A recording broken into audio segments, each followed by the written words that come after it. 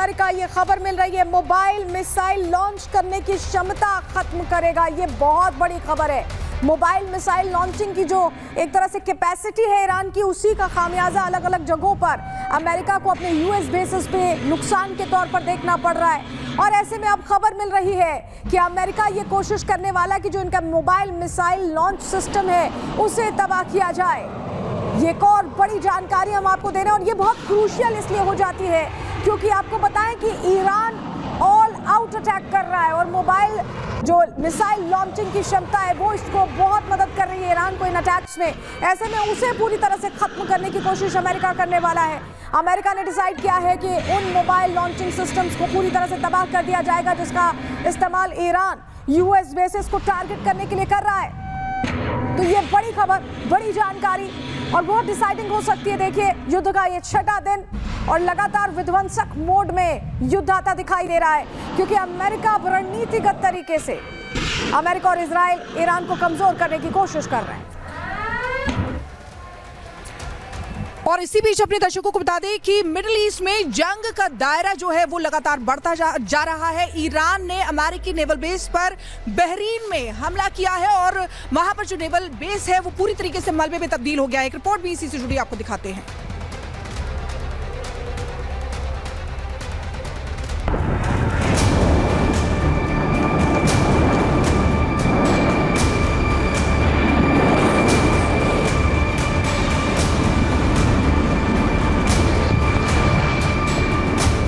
Middle east का आसमान बारूद से भर चुका है। ईरान ने अमेरिका और इजराइल पर अब तक का सबसे बड़ा पलटवार किया है।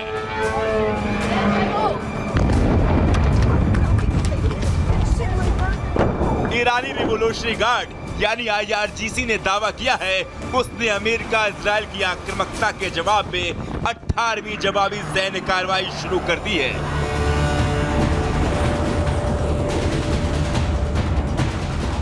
इस कार्रवाई में ईरान ने ड्रोन, क्रूज मिसाइल और बैलिस्टिक मिसाइलों से एक साथ कई ठिकानों को निशाना बनाया।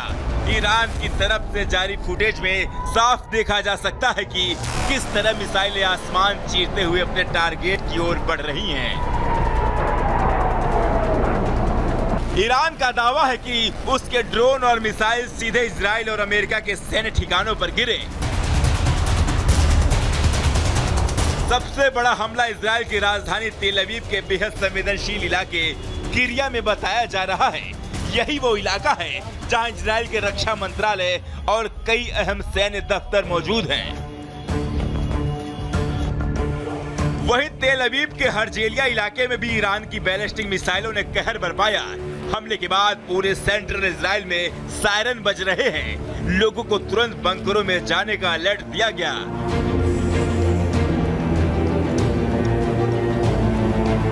आसमान में धुएं के गुबार और जमीन पर मलबे के ढेर ने शहर को दहला कर रख दिया है। लेकिन ईरान का निशाना सिर्फ इजराइल ही नहीं था। ईरानी मीडिया के मुताबिक एक ड्रोन ने बहरीन में मौजूद अमेरिकी सैन्य अड्डे को भी निशाना बनाया। दावा किया गया है इस हमले में भारी वॉरहेड्स का इस्तेमाल हुआ और सबसे चौंकाने वाली बात यह है कि हमले से पहले कोई चेतावनी सायरन तक नहीं बजा।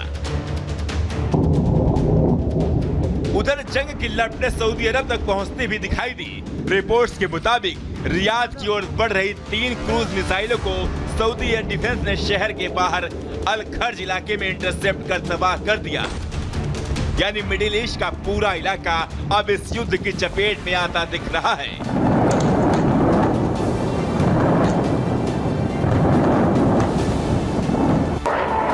बहरहाल अब ईरान का संदेश साफ है, अगर हमला होगा तो जवाब और भी घातक होगा। ईरान ने अपने मिसाइल ड्रोन हमलों के जरिए ये दिखाने की कोशिश की है वह किसी भी मोर्चे पर पीछे हटने को तैयार नहीं है। Bureau report, Republic Bharat.